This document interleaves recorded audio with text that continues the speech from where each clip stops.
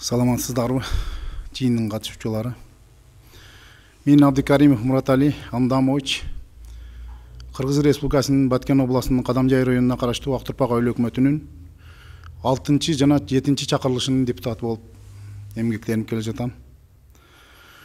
Ушул 6 чакырылышка дагы 2020 жылы пандемияга байланыштуу 3 эле жолу сессия өткөрүлгөн. 17 февраль, 16 июнь жана 24 декабрь күнү 2021 жылга карата бюджет бекиткенбиз. Ошол 21 жылга карата бюджетти бекитип жатканда биз ар бир сессиянын протоколуна кол коебуз да. Ошондо биз протоколго кол койгону карасам, протоколдо 11 сессия деп турат. 11 сессия. Кантип бул 11 сессия? 3 эле сессия болгон болсо, кантип бир 11 жолу сессия болуп калды? Ошондон кайрылып баштадым. Канча жолу өкмөткө кайрылдым. Төрага, катчыга кайрылдым. Эч кандай сессиянын материалдарын ала алгам жок. Анан кийин прокуратурага кайрылдык. Прокуратура өкүлдөрүгө мындай каттар менен, мындай каттар бизде бир сандык болуп кетти да. Ушундай кайрылуулардын аркасынан мына 11 сессиянын чечимдерин алдык. Алсак 8 жолу үйүндө жатып алып сессия өткөрүптүр. Биздин Имаров Алмарс Төралиевич деген төрагабыз 8 жолу. 8 жолу сессиянын, бул сессиянын ичинде биз анан прокуратурага, обул прокуратурага, районный прокуратурага арызданып, обул прокуратурага бергенибизде ушул карандай жалган 8 сессияны 24 жалган токтомду Баткен областынын прокуратурасы чындык деп чыгарып берди. Чындык деп чыгарып берди. Бул жерде 17 февраль күнү 2 сессияда өтүптүр. 17 февраль күнү 3 сессияда өтүптүр, 1 сессияда өтүптүр. Ушундай көзгө сайып көрсөтүлүп турган нерселерди эч кандай көңүл бурган жок. Биздин Баткен прокуратурасы. Андан тышкары айта берсек толтура. Onun içi бардыгы жалган. Жалган бир числода канчалаган темаларды коюп салган.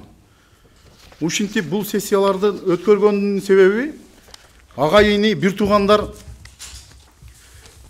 агасы бир тууган агасы Актурпак айыл өкмөтүнүн өкмөт башчысы, бир тууган иниси Имаров Алмарсбай Актурпак айыл өкмөтүнүн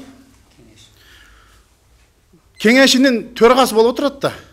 Бул кеңеш деген айыл өкмөттүн ишмердүүлүгүнү көзөмөлдөөчү орган болуп эсептелет да.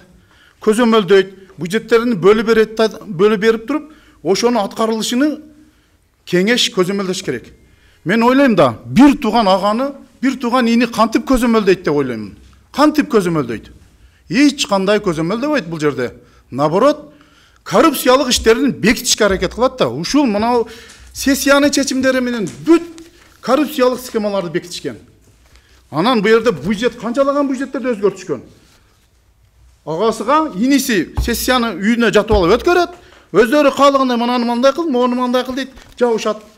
Анан биздин депутаттарга келип, бер, мына сессиянын ар бир сессиянын чечимини бизге беришин керек десек, бул сессиянын чечими силерге туалетный бумагабы, ар ким мени колдо кармап жүрө бере турган дейт.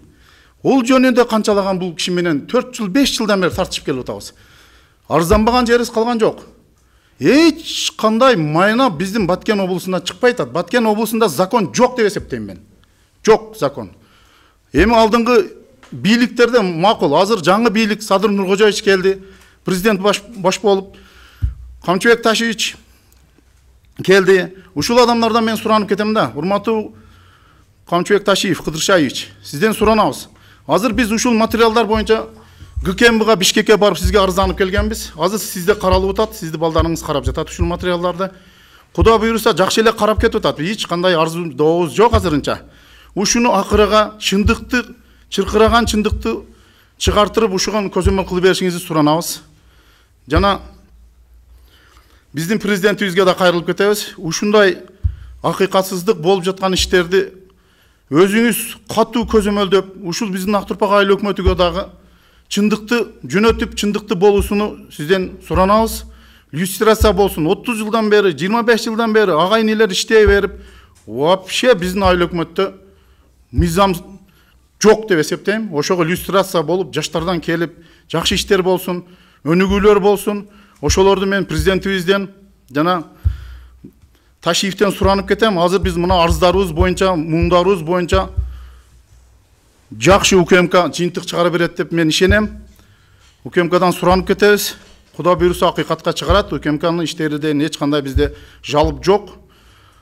Эгерде биз дагы ушул 6-7 депутаттын укугубузду биздин тебелеген жери, эң бир жаман жери, ушул депутаттар ушунча сессияга жөөсүз келген жок деп биздин кандидатурабызды алышка чейин аракет кылышты да булар. Ошон үчүн биз ушул 7-8 депутаттын укугуну коргоп, чындыкты чыгарып беришиңиздерди суранабыз. Эгерде биз чындык чыкпаса, эч качан токтой турган ниетибиз жок.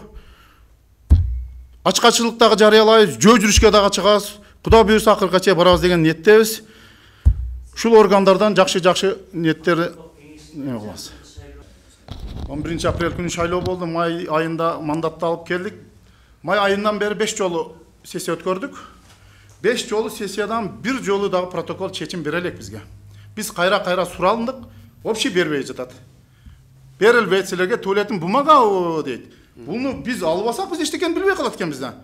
Ол 6-ncı сессия болду, 7-ncı сессия болду, ушинтип мына 11 сессия болгонун билбей калат экенбиз. Булар бербейт дагы 1-2 сессияны өткөрүп туруп, калганын 11 болду, 21 болду деп үйүндө басып жатып өткөрүп таштап. Эч кандай өзгөрүү болгон жок биз айыл өкмөттө. Үйлөкүлүү катары сиздердин бар да 1-ci сессиянын жүрүшү токтом боюнча сиздер менен депутат катары талап кылбадыңыздар? Талап кылдык, берген жок. Берген жок, биз талап кылдык. Biz sözsüz talap kılıp atабыз. 5 sessiyаны talap kıldık. Ошон үчүн o каттарды көрсөтпөйм. Талап кылып албагандыгыбыздан мына кат толуп кетти. Биз кайра кайрылып атабыз. Азыр биз Бишкекке УКМКга кайрылдык. Шу күндө УКМК карап атат. Куда буйруса жакшы эмелер чыгат деп ниеттенип турабыз.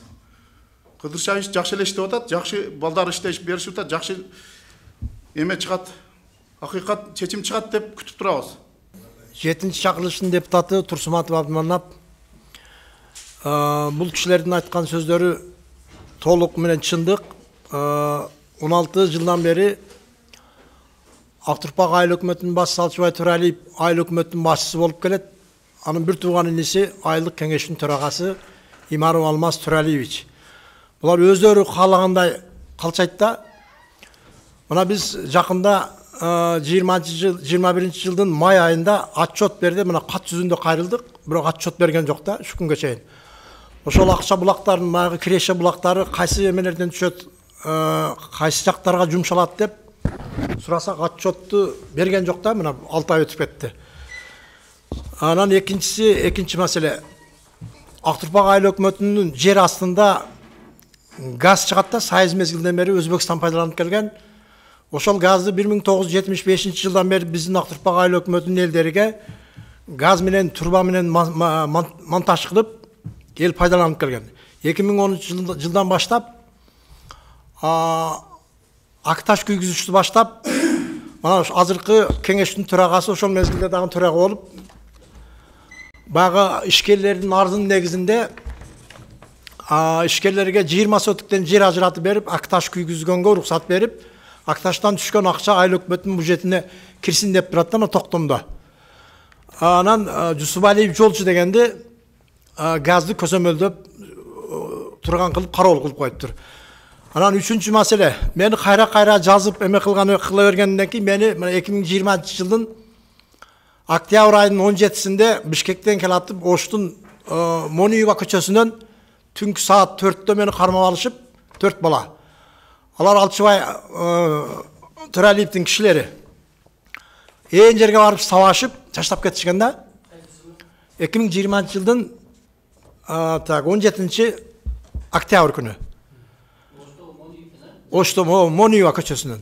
Азыр мына мен Кара Суу району bir ай тергеп эме кылды, бирок бир жыйынтык чыкпагандан кийин мен Ош областынын прокуратурасына кайрылып, Муру деген органга өткөрүп берди. Ал жерде Токоев Бакыт деген тергөөчү бар экен, адвокатсыз өзүң келгин деп 2 жолу звонок кылды. Мен өзүм келсем болбойт да.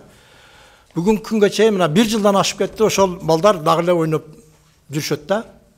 Биздин Кыргызстанда мындай мыйзамдуу мамлекетте биз жашайбыз да. Eğer de mizan işlebese, anda birbirimizden öç alalı. Memleket çok bolsa.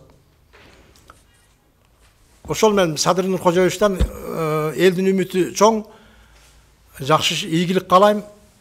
Ошол sözüm. Assalamu alaikum, hurmatly көрүүчүлөр, угуучулар. Мен Кыргыз Республикасынын президентinin караштуу антикоррупциялык ишкердик кеңешинин Баткен облусу боюнча координаторумун Абдулгапаров Маматкадыр.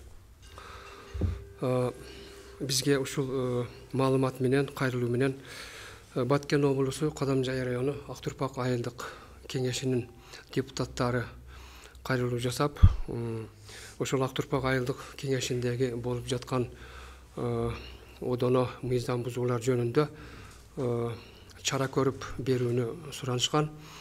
Бул окуялар боюнча көп жылдан бери ушул депутаттар жана жөнөкөй эле жарандар ошол Актурпак айылдык өкмөтүн башкарышкан агайыны Имаров, Алмарсбай менен Төралиев Алчыбайлардын бир жерде иштешип өздөрүнчө калчап мыйзамды одоно түрдө тепсеп иш кылып жаткандыктары жөнүндө фактылар өтө көп. Алардын эң бир орчундуусу жөнүндө мына бизге жеткен маалыматтар боюнча айтып кете турган болсом, Актурпак айылдык кеңешинин төрагасы Имаров Алмарсбай 2020 жылдагы ошол айылдык кеңештин 6-чы чакырылышындагы ошол жалпы жыл боюнча 11 сессия өткөрүлгөн болсо, ошонун ичинен 8 сессиясы болбогон сессияларга протокол түзүп, ар кандай чечимдерди кабыл алып, ошол агасы айыл өкмөтүнүн башчысы агасы Төралиев Алчыбайга экөө ошол Кыргызстандагы ошол бир эң белгилүү айыл өкмөтүнүн мамлекеттик бюджеттерине өзгөртүүлөрдү киргизип, өздөрү каалагандар жерлерди сатып, өздөрү каалагандай бөлүштүрүп, карапайым элге эч кандай бир мыйзам чегинде кароо жүргүзбөстөн ушундай бир иштерди жасап келишкен. Бул баягы ошол сессиялар боюнча айтып кете турган болсом, 2020 жылы 8 сессия боюнча бул такыр болбогон сессияда өзү ошол Кыргыз Республикасынын өкмөтүнүн жоболору, мыйзамдары, ошол айылдык өкмөттүн кеңешинин сессияларын кандай өткөрүү керек, кандай тартипте, булар депутаттарды чакыруу, сессияга чакыруу маселелери, сессияга чакыруу тартиптери эч кандай болгон жүргүзүлгөн эмес. Себеби бул 8 сессия таптакыр болгон эмес. Ал жөнүндөгү ошол 8 сессияда каралган орчундуу маселелер жөнүндө мына азыр депутаттарга сөз беребиз. Булар өздөрү айтып берет.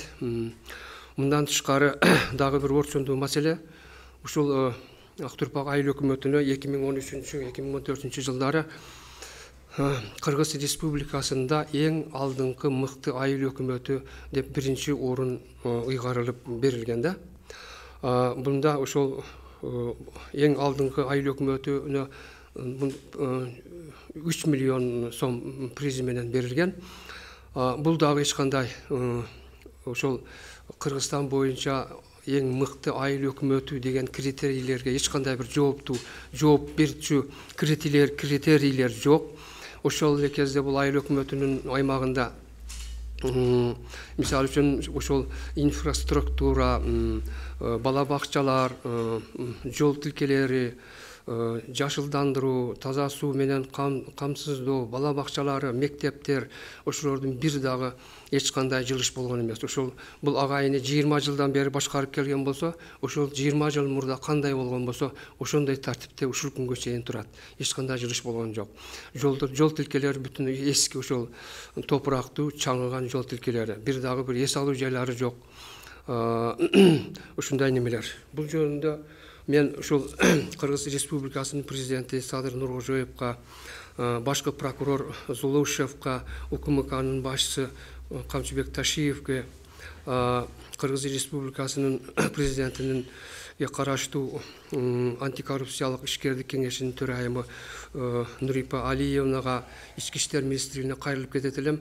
Ушундай бир мыйзамсыздык орун алып, Баткен облусунда жүрүп жатат. Ушул боюнча кандайдыр бир чараларды көрүп беришиңиздерди суранамын. Бул жерде ушул күнгө чейин мына айылдык кеңештин депутаттары өздөрү бир нече жолу ошол райондук прокуратурадан баштап облустук прокуратура, башкы прокуратурага чейин кайрылышып келген да эч кандай тыянак чыккан эмес. Ошол эле кезде ушул баягы мына Кыргыз Республикасынын эмгек кодексинде жазылган 68-статьясында өтө түшүнүктүү жазылган 68-статьясында ошол бир жер мамлекеттик ишканада бир жерде ошол жакын туугандардын иштеши мүмкүн эмес деп, жакын туугандар иштешине чек коюлган статья бар да. Ушул статьяга карабастан ошол бир кездерде райондук прокурор Ормошев деген ушуга мыйзам жол берет деген жооп кайтарган. Ушул эле жоопту бүт ошол облус прокуратура, жогорку башкы прокуратурага чейин барып эч кандай эчтеке чечилген жок. Ушул күнгө чейин ушул мыйзамсыздык өмүр сүрүп келатат. Азыркы ушул мендеги маалымат азырынча ушул. Көрүүчүлөр, мен Актурпак айыл өкмөтүнүн тургуну 6-чы чакырылыштын депутаты Сейитмуратов Кайратбек Садыкович болом. Мен 6-чы чакырылышта ошол аталган айыл өкмөттө депутат болуп иштеп келдим. Ошол депутат болуп жүргөндө чындыкты талашып, 5-6 депутат чындыкты талашып, ошол айыл өкмөттүн ишмердүүлүгү боюнча отчетуну сурап эме кылганыбызда бизде оппозиция деп туруп, бизди оппозицияга чыгарып койгон. Анан ошол чындык дегенде бул мамлекеттик фонддун жери боюнча талашканбыз. Фонддун 940 гектар жери бар, мамлекеттик фонддун. Ошол фонддун жери жер мыйзамдарында аукцион аркылуу сатылып туруп, өкмөттүн бюджетине акча түшүш керек. Бул биздин фонддун жери кандай башкарылат? Фонддун жерини айыл өкмөттүн башчысы Алчыбай Төралиев, бул башчы, бир тууган иниси кеңештин төрагасы, жер комиссиясынын төрагасынан отчет сураганыбызда, жер комиссиясынын ошол мезгилдеги төрагасы мисалыга бир жылга 120 гектар жер бошой турган болсо, 120 гектар аукционго коюлбайт дагы, бир 4 эле 5 эле гектар коюлат. Калганы кана десең тапшырма. Айыл өкмөттүн башчысынын тапшырмасы, айыл өкмөттүн кеңешинин төрагасынын тапшырмасы деп туруп, анан аталуу адамдарга, эсептелүү адамдарга гана кетет дагы. Ал адамдар дагы пайдаланса мейли, пайдаланса. Пайдаланбайт дагы. Ошол фонддон алган аренда жерини сатып карапайым элге, суб арендага сатып туруп, анан ошол карапайым эл кымбат баада сатып алат да, мындайча айтканда. Ошонун аркасынан прокуратурага, Кадамжай райондук прокуратурасына кайрылып жүрдүк. Мыйзам бузуулар деген жок деп туруп бизге жооп берет. Мына каттар ошол барды, ошол прокуратуранын, госрегистрдин, архитектуранын каттары, мыйзам бузуулар жок деген. Анан баягы сатылып аткан чектер боюнча кайрылганбыз. Ошол чектер боюнча кайрылганда дагы мыйзам бузуулардын курамы жок деп туруп каттарда жооп берген биздин прокурорлор, урматтуу прокурорлор. Анан баягы алдыңкы айыл өкмөт боюнча дагы бир айтып кете турган нерсем бар. Ошол жерде жаш тилек толук эмес орто мектеби бар жаш тилек айылда. Жаш тилек айылга бир ишкер адам келип, Германиялык техникалык центрге кайрылып, ошол жерден проект жазып туруп, самандан 4 класс кабинет мектеп куруп берген. Ошол айыл жаңы түшкөндө. 4 класс кабинет. Азыр ошол мектеп колдонулуп атат. 600дөн ашык окуучусу бар. 4 класс кабинетте 600дөн ашык окуучусу бар. 30 минутадан 4 смена окуйт. ошол алдыңкы айыл өкмөттүн көрсөткүчтөрү. Өкмөттө бизде чынын айтканда Киреше булактары дотациядан чыккан, бюджети жакшы. Бюджети жакшы, сарамжалдуу пайдаланбайт. Сарамжалдуу пайдаланбаган эле экөө бир тууган болгондо мынандай бир өзгөртүүлөрдү киргизип, үйдө жазып алып, биз бюджетти депутаттар бекитет, бекиткенден кийин статьядан статьяга которуп эле башка жактарга иштетип бир пайдалуу элге пайдасы тие турган муниципиалдык ишканалар жок. Маселен, менчик ишканалар гана бар, муниципиалдык ишканалар жок. Мүмкүнчүлүк болсо дагы ошону муниципиалдык ишканаларды, бир садиктерди куруп койгонго кандай желаниясы жокпу, кандай эми ошондой бир маселе бар да биздин айыл өкмөттө. Анан ушул мезгилгече эч ким биздин муңубузду, арзыбызды укпай, оппозиция деп тескери көз карашта карап келишти эле. Эми азыр ГКМБ карап атат. Ошол урматтуу Камчыбек Кыдыршаевич, ошол сиздерден жакшы результат чыгат деген үмүттөбүз. Урматтуу Садыр Жапаров, урматтуу Камчыбек Ташиев, мен Кадамжай району Актурпак айыл өкмөтүнөн келдим. Мен акыйкат издеп келдим бул жерге. 1995 жылы мына жер бөлүгүн жер берген бизгечи, жер берип, анан бул жерди 1998 жылга чейин эктик бул жерди. Эгип туруп кайра эккенден кийин бул жерди биздин айыл башчыбыз алып койду. Алып коюп, биз ошол күндөн бери мен налог төлөйм бул чегимечи. Налогдогу жүрөм, жерим жок, 50 соток жеримде ушул күнгө чейин жер бербей жатат. Биздин айыл өкмөтүбүз ошол күнгө чейин алдап, мен ушундай суу сатып жүрөт да, мен акыйкат издеп келдим мен бербей.